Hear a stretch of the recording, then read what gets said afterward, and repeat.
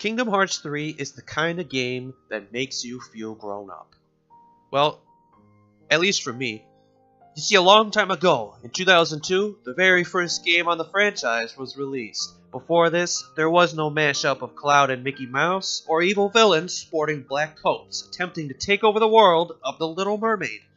While you could find your big all-star casts and rosters in sports, movies, books, and other games, this was my first experience of that type of ambition at a friend's house. Soon afterwards, the next installment, Kingdom Hearts 2, was released in 2005.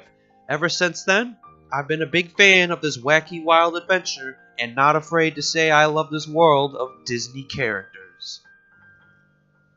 Kingdom Hearts 3 seeks to fulfill where everything left off so many years ago. 14 years ago, to be exact. Well, maybe not exactly. You see, while there might not have been a third official game for so many years, Square Enix still released many, many more that continued the story.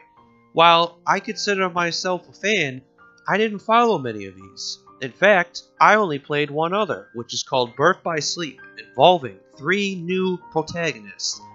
But you don't want to hear about my history. You want to hear about the game. Well, I'll tell you. As a fan that has been waiting 14 years and replayed the second game several times and listened, cramming several recap stories, trying to fill up on every bit of confusing lore, the big question you really want to know, was it worth it? Oh yeah, but it's not the perfect game. Now hear me out for a second.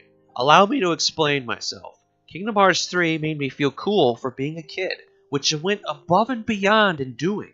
Even if Goofy, Donald Duck, and Mickey Mouse were fighting by my side to protect the world from evil creatures without hearts, with magical keys, and visiting Jack Skellington to protect his world from creatures that were also empty husks, and an evil organization wearing black coats with flashy silver zippers. Kingdom Hearts 3 made you almost forget it was a Disney game by being its own unique thing, something I haven't really seen anywhere else. It made it all believable to visit the worlds and experience these new stories, like I wasn't reliving the movies, but I was creating new moments to experience with the characters.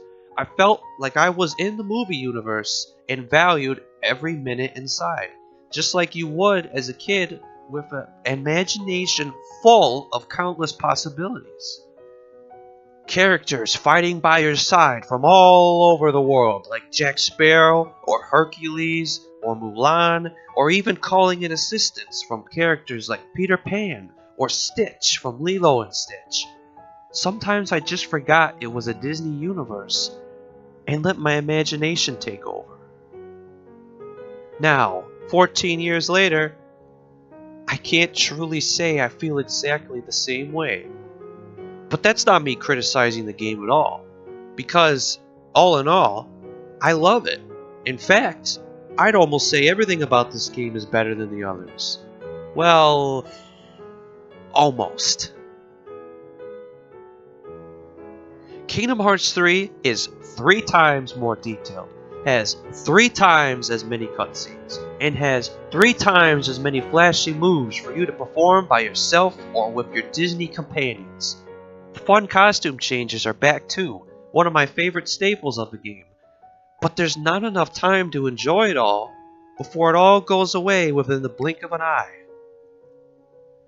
Part of the reason Kingdom Hearts 2 is one of my favorite games of all time is because of how I felt like I was in a battlefield, but I could watch my teammates and the action all around me, like Goofy tossing his shield at an enemy, or Jack Sparrow throwing bombs at someone, or even Donald Duck casting a magical spell.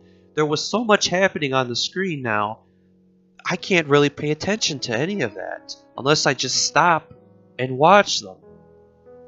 Of course, you're still going to see their flashy moves. For example, like Flynn Rider, the guy from the Tangled series, he rolls around on a barrel at the enemies, slamming into them, and he's telling you to watch out. And you'll also hear Donald Duck raising his staff and casting lightning spells from the sky with his squeaky voice.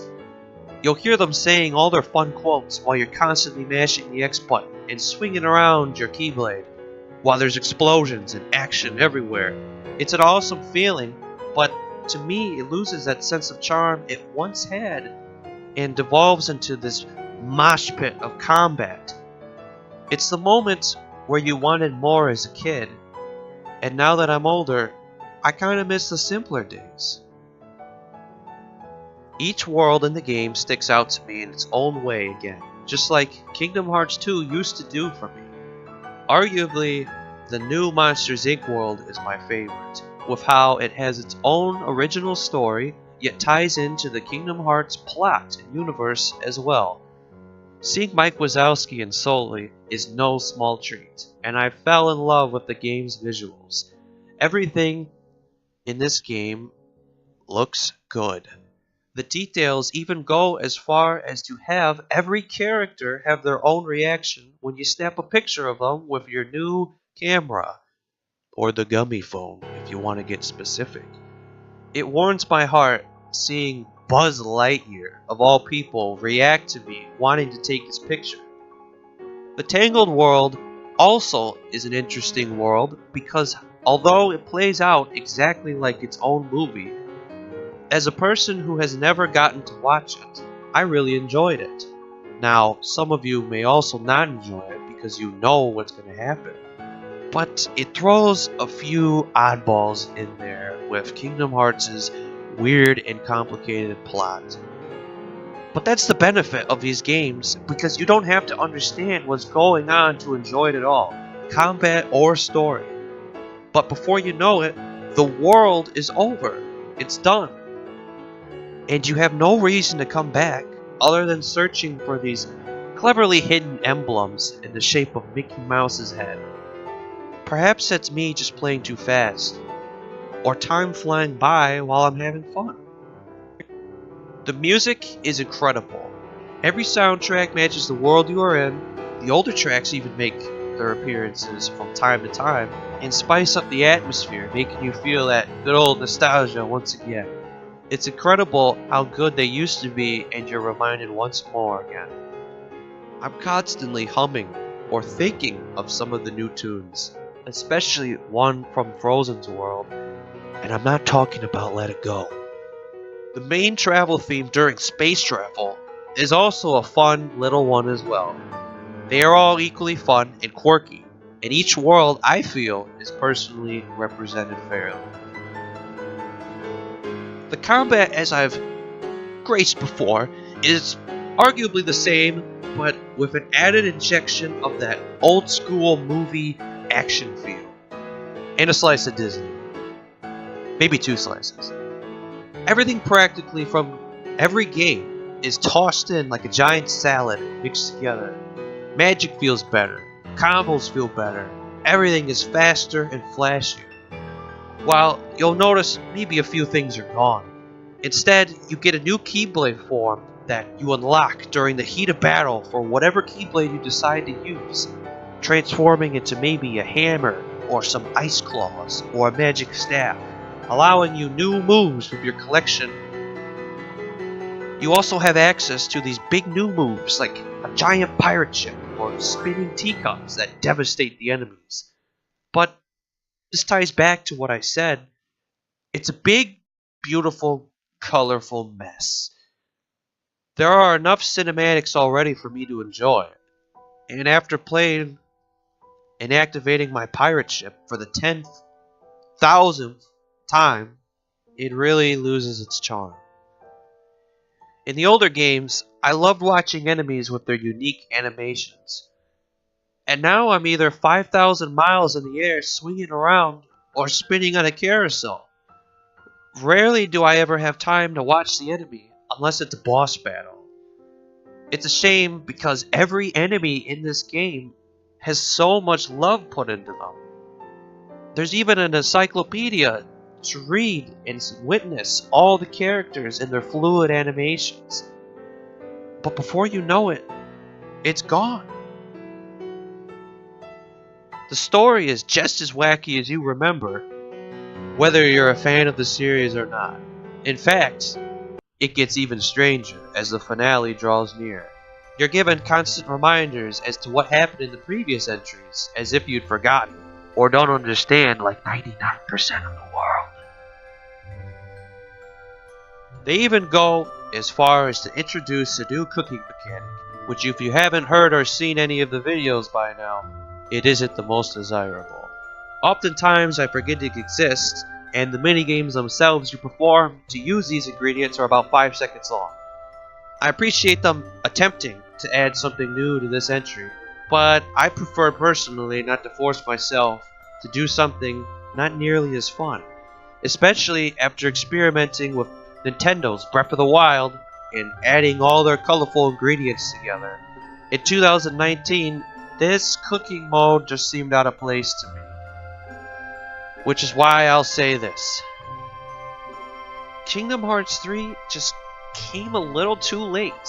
It's not too late to be appreciated and applauded, especially because some of the things they introduce with their pirate ship combat even are just fun and worth the wait. But to me, it's a gem that was polished for far too long, like how Disney treats some of their old desired sequels and releases them many years later despite the desire. Kingdom Hearts 3 isn't a franchise nobody will ever forget about. In fact, I wouldn't be surprised if there are still many more entries for decades to come, or even a movie at some point. As a fan of the series, I'll even tell you this. While everything wraps up together rather nicely towards the end, that's the problem. It all loses its pacing and comes crashing into your childhood memories like a tsunami pouring in through the door. Perhaps that's why it felt like it was done and gone so quickly when it could have been a little spread out through the finale. I fell in love with the series as a kid, and enough time went by for me to feel grown up with this new one. As many things, the original experience can't always be recreated. However, Kingdom Hearts 3 manages to still bundle a lot of those old memories and retain the charm it once grasped around me. It's a fun game that I recommend still for any fan of the series, and would even suggest for newcomers to purchase, perhaps after a reasonable discount in price, because I feel it's a game anybody can enjoy. Seriously.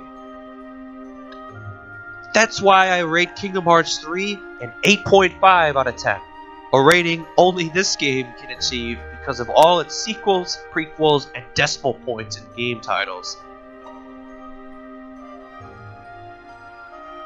It's not the perfect game, but it doesn't need to be for the people that enjoy the lovable Disney tie with its edgy story of stealing hearts and fighting monsters with Baymax from Big Hero 6.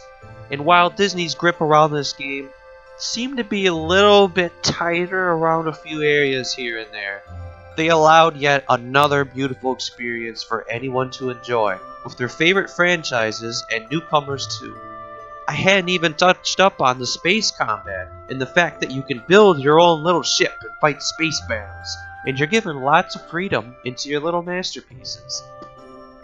Fan or not, you have to admit Kingdom Hearts is and always will be one of the most unique and arguably ambitious franchises of all time.